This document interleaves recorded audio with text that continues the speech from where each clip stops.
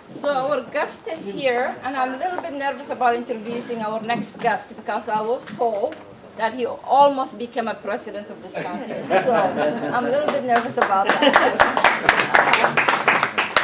So please help me welcome the Minister for International Development, Pekka Haavisto.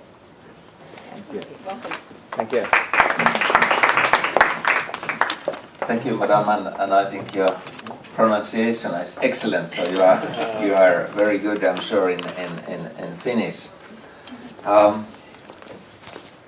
Pleasure to be here. Nice to see old and new friends, and some of you I have been earlier working on the Somalia portfolio. It was some time ago when I last time was in Mogadishu. It was actually 1 year ago with our foreign minister and our former minister of development cooperation, Mrs. Hautala, but I have had a couple of exciting visits to Mogadishu earlier.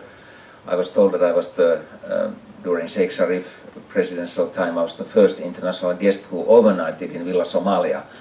And they were very proud of me because they said that nobody else had been there overnighting. That was the time when there was still some fighting going on. But also I have been visiting, of course, Hargeisa in Somaliland, but also Puntland, Bosaso, Garowe and Galgayo. I was driving from Bosaso to Garowe and Galgayo, 1,500 kilometers. I have to say that was the most exciting trip to Somalia because we had an opportunity, of course, to stop in a small villages and interview people. And I always remember young 15-year-old guys who surrounded me in a small village, actually quite close to the coast where some of the piracy problems have been. And then I asked that, what are your future plans? And then all these 15-year-old guys, shouting, we want to be pirates. I said, well, I don't think it's so good idea, I have to say. And I asked, why do you want to be pirates? They said, because you earn so much about that. And I said, how much you earn actually as a pirate? They said, if you are the first guy to climb the tanker, you earn $100,000. If you are the second guy, you earn $50,000. And even the third guy can earn $25,000. And then if you are the first guy 2 times, then you have so much money that you don't have to work anymore in your life. That was their and I said, well, but wouldn't it be better to go to school or train for some jobs and others? And then came actually the side that you are talking here. They said there are no schooling options, there's no options to work for young people and so on. And of course, and I said, well, you're risking your lives if you concentrate to the piracy. And they said, this risk is worth of taking, because that's only positive option we have in our future. And then we started to discuss about how people earlier earned their income. And then of course came the fishing, and then they remembered that they had 2 canning stations for the fish, actually built, I think, with the Soviet money earlier in the past, but these have been destroyed, but they had a possibility to make the fish to the market and so on. Then we discussed actually all these possibilities, that if you have the training and if you have industries and possibilities to get the products to the market, what this would change in the country. And of course, I think everybody was very enthusiastic on that issue. And I also remember when during my visit in Mogadishu, I had next to me sitting Mr. Ibi. Of course, some of you might know him, and he has his own reputation. But he actually asked from me that, is it true that in Finland you make a lot of boats of fiberglass? And I said, yes, we have a lot of boat industry. And he said, well, they have been thinking that it would be excellent if here in Somalia people could produce their own boats and make the fishing boats and others. So why don't you sometimes come from Finland and teach people and come with these models of how to make the boats and modern fiberglass boats and so on and so on. And we had in this 1-hour flight trip, we almost made a deal, but then I was in a hurry. But basically on the idea that you could train people to build their own boats and have a boat manufacturer in Somalia and others. And all these issues, whether it's the canning stations of the fish or whether it's producing boats or whatever, brings me to the topic that actually how much this kind of training and vocational training in the country is needed, and what big change it would make in Somalia if these possibilities exist there. And of course I have been following when the Turks have been building the institution for fishing and training for fishery in Mogadishu and all these issues that have appeared in the recent years and these possibilities. And actually I also, when I visited the hospital in Mogadishu, the hospital site, I noticed that the guys who were making the plumbing, the pipelines, were Turkish. And then I asked that, why don't you use Somali plumbers here? Or don't you have? And they say, yes, we have a school. But those guys who were training for this profession never had the real material in their hands. There were no pipelines and others, so they never trained properly for this profession because of the lack of the materials. So you have to use Turkish workforce in this case of building the new hospital in Mogadishu. And again, this comes back how important it's, you have to have the training, but you have to have a proper material for the training, and of course you have to teach the teachers sometimes on this topic and all these challenges that there exist. And I can tell you actually an experience from a very close by neighboring country, because I was last week first in Sudan, Khartoum, but then in Asmara in Eritrea, and from Asmara we went to Massawa, and we had a particular mission to visit schooling institutions in Eritrea, because all of you might know that the very recent big flow of young generation is unfortunately coming from Eritrea to Europe. It's in Norway and it's in Netherlands, a big amounts of asylum seekers from Eritrea, and we are extremely concerned what's going on with this younger generation in the country. It's not only that their army service is too long, it's not only that they have to serve this kind of national service for free for many years, but it's also the lack of proper training for professions that would benefit them and that they could also establish companies. It's of course unfortunately the Eritrean model is still this kind of socialist model that you are not allowing to make private companies, and that's one lack of in their development. But I think in Somalia you have overcome all these problems. You have the private sector that is extremely active, that can influence. You have a lot of entrepreneurial spirit among the Somalis. I think one sentence that I always remember from Puntland, my driver was saying that I'm sure that the Chinese are very jealous to us Somalis. And I said, why the Chinese are jealous to your Somalis? And then he said that because we can run a country without a state. And I said, what do you mean? Because he said, well, everything here is based on private sector. And in China, the private sector is still underdeveloped. and the state has too big role. I said, well, if I'm making the analysis, maybe your state should be a little bit stronger anyhow, because now it's lacking in the most cities and the most context. But I think with this entrepreneurial spirit of the Somalis, I think many issues could be solved. And I'm not the only one who is thinking in this way. I met in Addis Ababa some weeks ago the European Union special envoy for the Horn of Africa, Mr. Alex Rondos. He's from Greece and he has a very good reputation of being a knowledgeable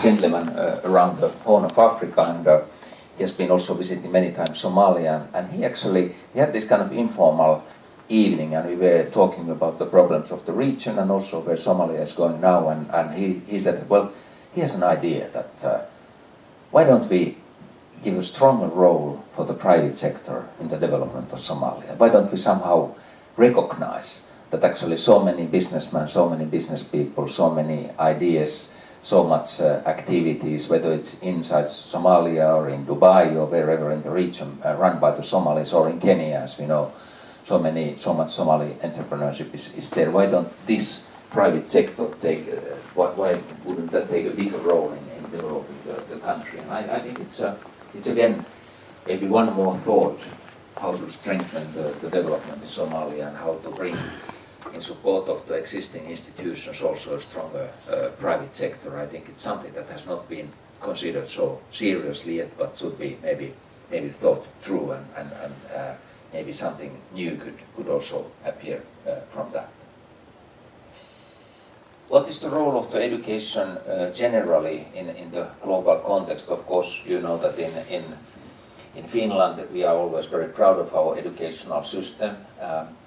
I discussed with the World Bank leader, Mr. Kim, some time ago, and he's really admiring the Finnish system and thinks that there's many lessons learned from the international community from Finland, and because he has his background in South Korea. I said, well, but South Korea is doing also quite well in this PISA research and so on, actually even better than Finland in some years. He said, yes, but our kids are going to school at 7 o'clock in the morning and they are free 11 in the night. I have heard that your kids are going to school at 8 o'clock in the morning and they are free 2 at the afternoon. And after that they have time to play and sit with their computers and whatever hobbies they have and others. So you make the same results in a much more effective way than us. And actually it was an interesting point that you never think that our school day is reasonably short and the children have time for their hobbies and so on, but the school is effective. And another part that I'm very proud, of course, is the vocational training part of our schooling system, because we are like Germans or like the Austrians, we have developed very systematical vocational training. When I met with some of the Asian ministers, they say that, well, we have a thinking in Asia that once you get to the school, you'll be a big boss. You know, you sit behind the desk and you are not putting your hands in dirt anymore and so on. And he also said that they admire the Finnish system, that even the industrial worker actually is trained. And you teach languages and all these even for people who are working in the factories.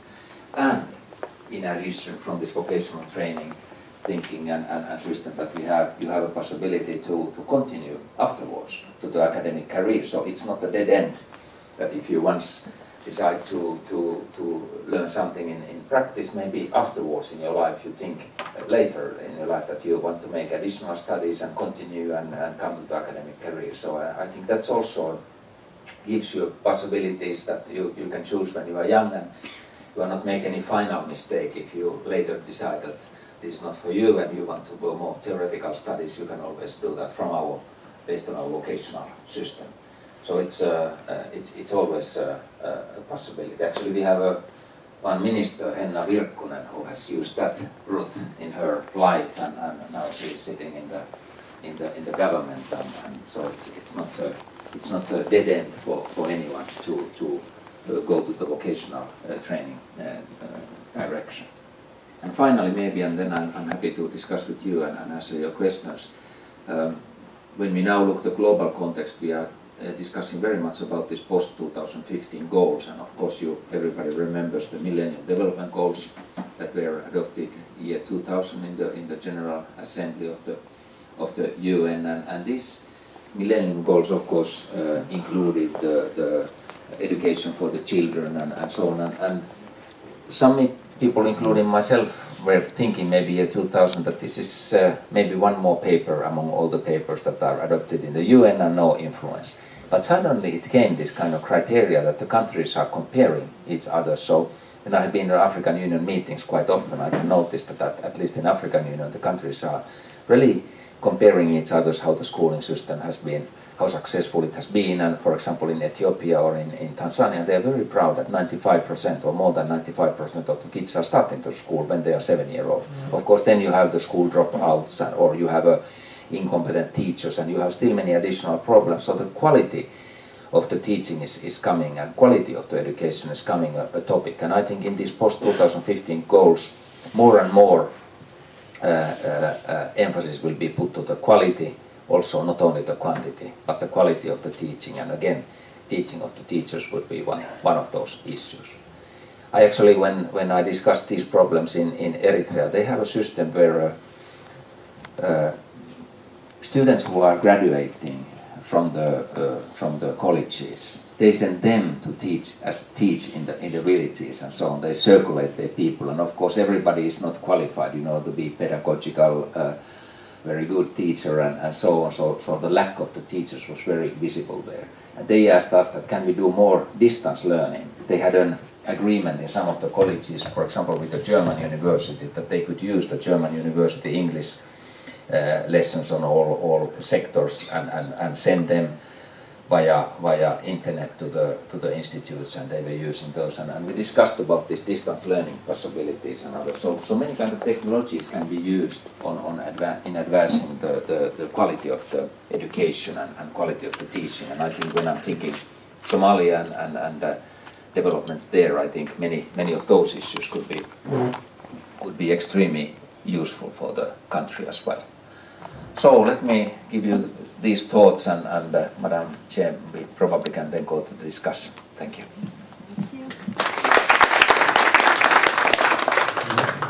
Any questions, any comments?